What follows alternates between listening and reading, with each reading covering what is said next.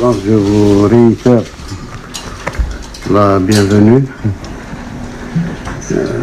J'espère que ce séjour permettra un meilleur rapprochement, encore plus que ce qu'il y a entre nous, que les rencontres algéro-américaines ont toujours eu une certaine intensité. C'est lourd. Ça se termine toujours bien, une compréhension, parce qu'il y a beaucoup de similitudes, énormément de similitudes dans notre lutte pour notre libération et la vôtre. D'ailleurs, nos deux journées nationales d'indépendance, c'est quelques heures qui nous séparent. Pour vous, c'est le 4 juillet, pour nous, c'est le 5 juillet. Le système, la démocratie américaine, personne ne peut la contester. C'est un peuple qui s'est construit sur la démocratie. Nous essayons, nous aussi, de bâtir notre démocratie avec nos propres valeurs et notre propre histoire. Elles se rejoignent, de toute façon, la démocratie étant le fait que les institutions soient représentatives réellement d'un peuple et d'un... En ce qui concerne, bien sûr, l'arbitrage des États-Unis d'Amérique dans tous les conflits internationaux, dans toutes les... Nous sommes pour. Nous sommes, vous savez, peut-être nous sommes des rêveurs, peut-être, mais on rêve d'un monde plus équilibré, d'un monde où la liberté est mieux défendue, d'un monde où nous faisons ce que nous pouvons avec nos moyens. Et dans notre environnement, parfois on est compris, parfois on est incompris. Vous savez, notre environnement, on est entouré de pays qui ne nous ressemblent pas beaucoup, en dehors de la Tunisie. D'ailleurs, c'est pour ça qu'il y a des relations très intimes avec la Tunisie, parce qu'on se ressemble dans beaucoup de domaines. Sinon, toutes nos frontières sont en flammes. La Libye, déstabilisée. Après la Libye, bien sûr, il y a tout le Sahel, il y a tout ça va du Tchad au Burkina, au Mali, Niger. Et même la Mauritanie est chancelante. Elle n'est pas très puissante. Bon, à côté, nous avons le royaume du Maroc. Nos relations ont toujours été coup-ci, coup-ça. Depuis notre indépendance, c'est pas récent. C'est pas l'affaire du Sahara ou l'affaire du... Il y a deux mentalités, deux manières de voir les choses, deux manières de... Autant nous respectons tous les peuples, on respecte les frontières des peuples, on respecte...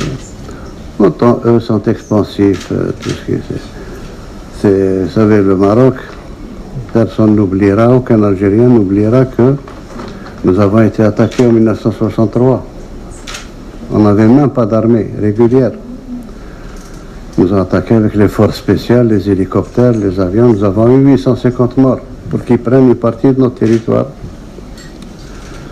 Ensuite, ils ont refusé l'indépendance de la Mauritanie depuis 1960.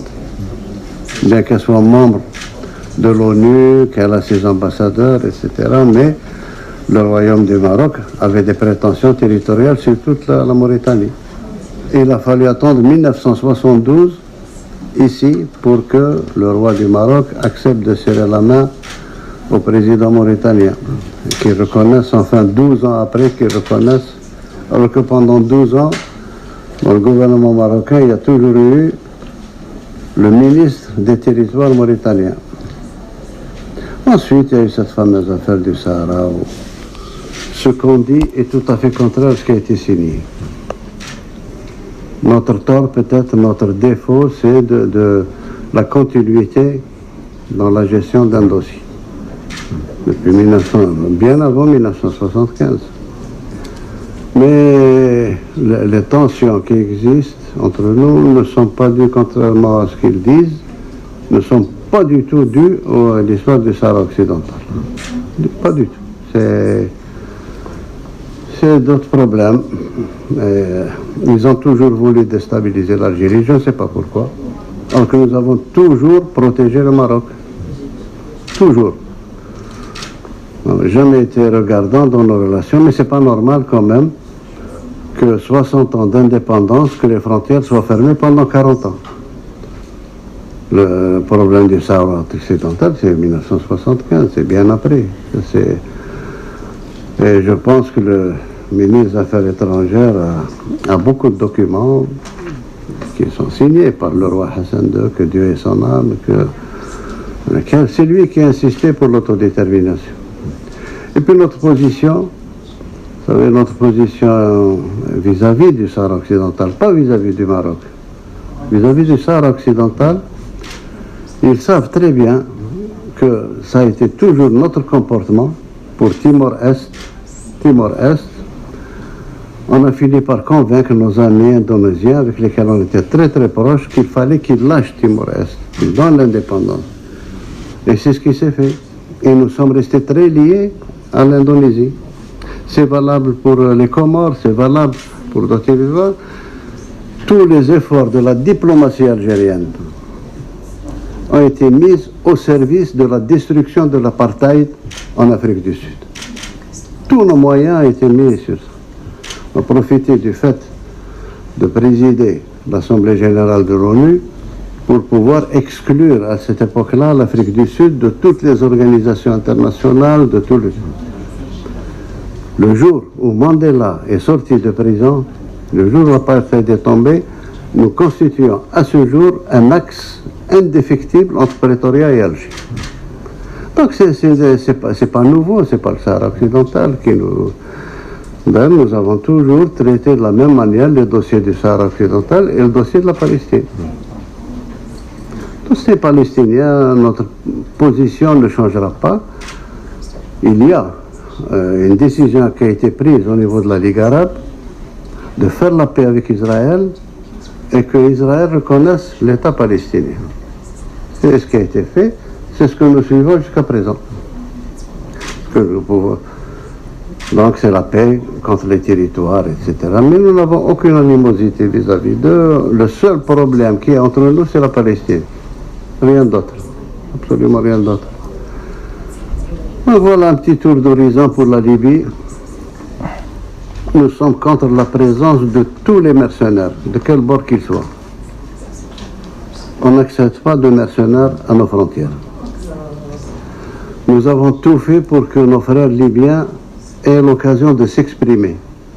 Et nous avons, ça fait 2 ans maintenant que nous bataillons pour cette histoire d'élection au niveau de la Libye, parce qu'on a tiré les conclusions que ceux qui sont désignés ne représentent personne. À chaque fois, on désigne des gens qui ne représentent qu'eux-mêmes. Et on reprend, et on refait, et on reprend jusqu'à la dernière crise qu'ils ont chez eux, entre Dbeiba et celui qui a été nommé par le pseudo de l'Assemblée nationale de Aguila et autres. Et ça continuera. Ça continuera parce que personne parmi eux n'est représentatif, quoi que ce soit. Et ce qui est pire, c'est qu'en Libye, il y a des forces qui font la guerre pratiquement par procuration. Et quand on a affaire à des forces aussi puissantes, ce n'est pas les Libyens qui peuvent les faire sortir.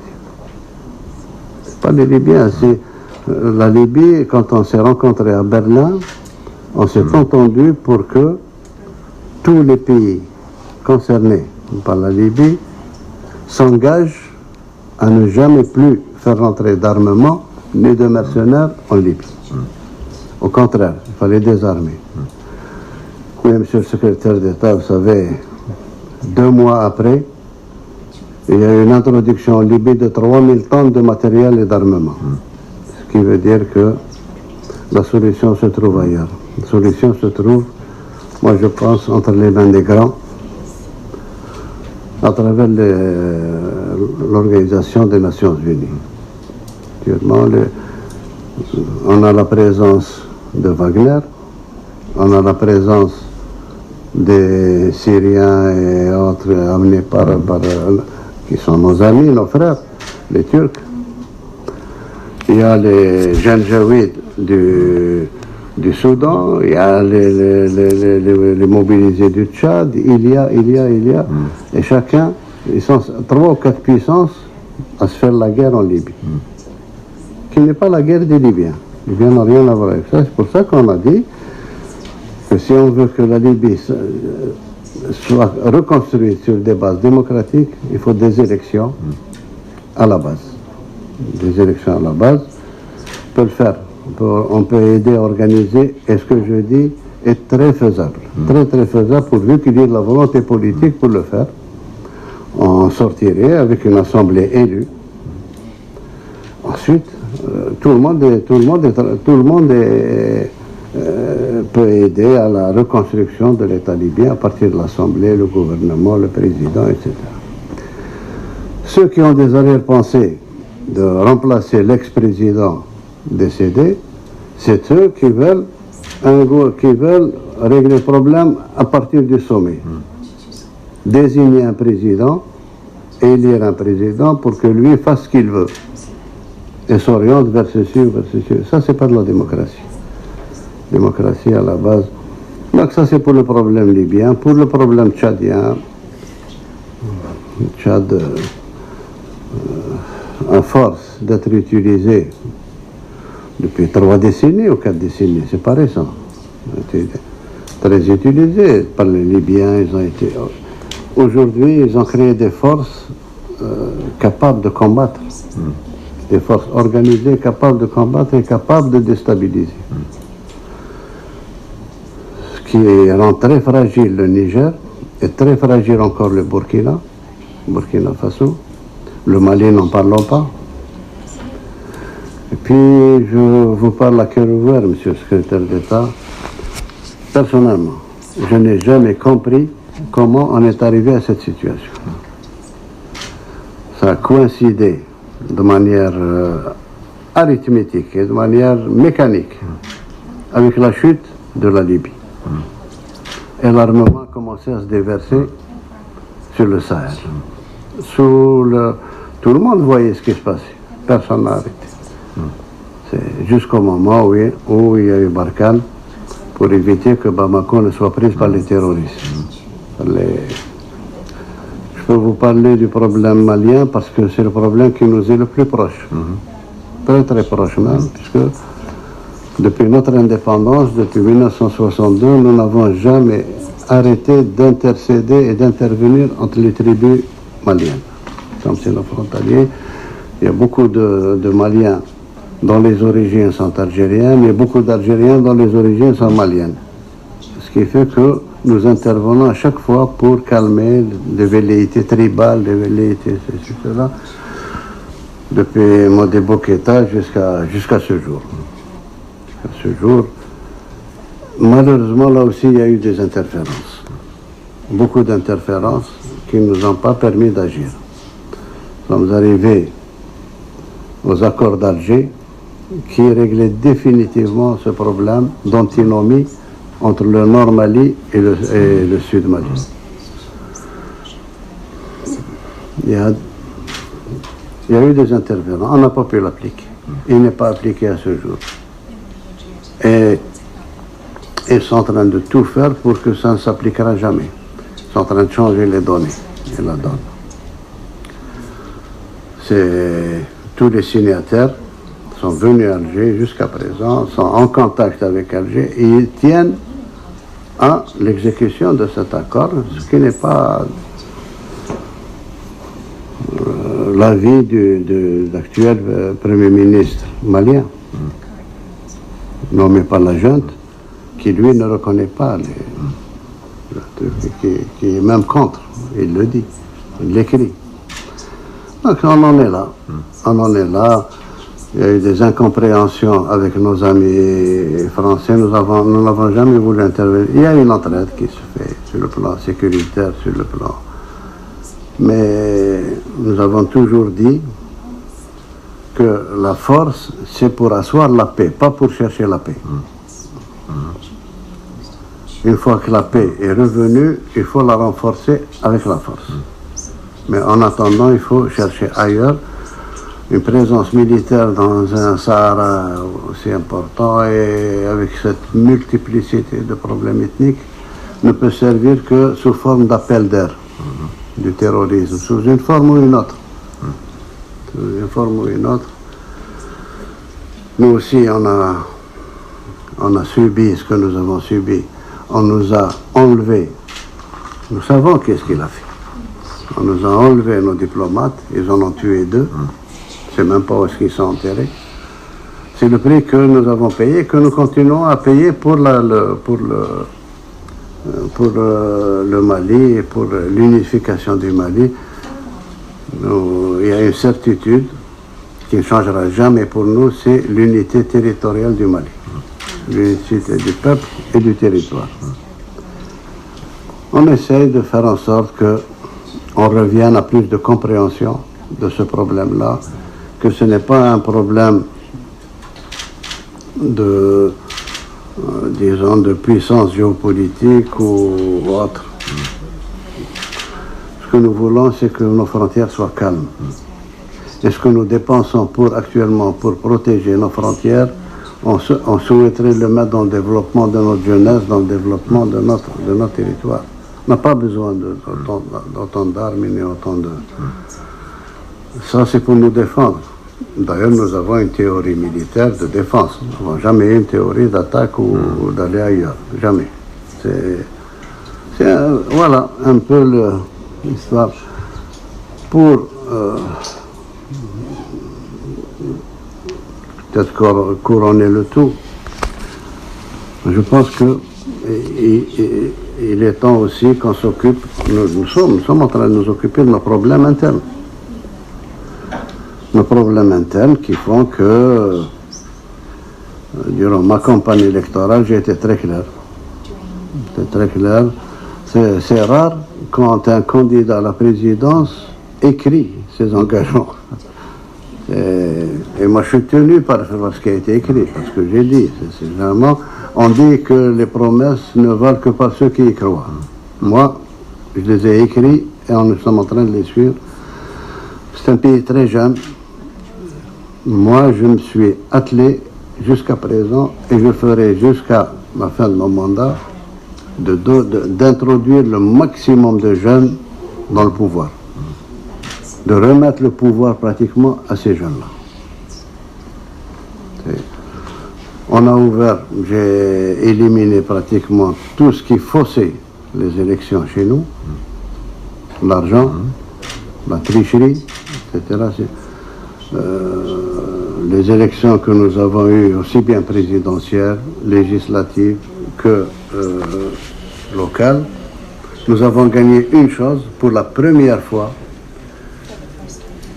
opposition ou non-opposition, personne n'a dit qu'il y a eu tricherie dans les résultats. Ça, c'est déjà un résultat, un acquis énorme dans un pays du tiers-monde. Donc, nous sommes arrivés à introduire énormément de jeunes à l'Assemblée nationale pour qu'ils apprennent à légiférer pour le pays, ils apprennent quels sont les méandres de la politique. Nous sommes en train de le faire. On l'a fait aussi pour les élections locales. On a encouragé beaucoup de jeunes à se présenter pour la gestion des mairies et des gestions des assemblées de wilaya. Nous avons mis en place l'observatoire de la société civile. On en parle depuis 4 décennies. Maintenant, il est là. Il a été même constitutionnalisé. Nous sommes en plein préparatif du Conseil national, du Conseil supérieur de la jeunesse, qui sera pratiquement un parlement des jeunes pour tout ce qui les concerne, etc. Sur le plan économique, nous luttons avec toute l'énergie nécessaire contre la corruption, contre tout ce qui a sali notre pays et qui a détourné l'argent du pays alors qu'il aurait dû aller vers le peuple et vers le développement de ce pays-là. Nous continuons à lutter comme ça. Sur le plan de l'investissement, nous sommes en train de préparer, peut-être pour 1 mois ou 1 mois et demi, nous allons avoir le code des investissements.